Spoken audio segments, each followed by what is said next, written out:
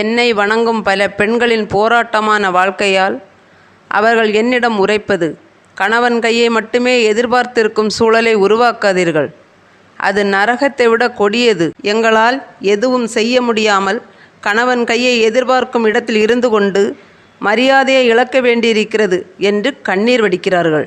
என்று உங்கள் திருமணம் முடிந்ததோ அன்றே இருவரும் ஒன்றாகி விடுகிறீர்கள். நீங்கள் வீட்டை கவனிப்பதால்தான் அவர்களால் கடல் தாண்டி சென்று பணி செய்ய முடிகிறது.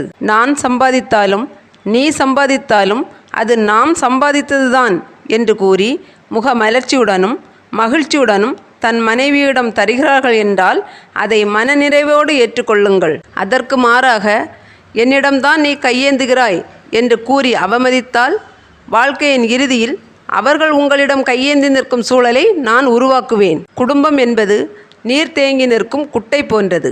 அதை கலங்கடிக்காமல் பாதுகாப்பவர்கள் புத்திசாலியாக திகழ்கிறார்கள். அதை கலங்கடித்து பார்த்து ரசிப்பவர்கள் முட்டாளாக கருதப்படுகிறார்கள்.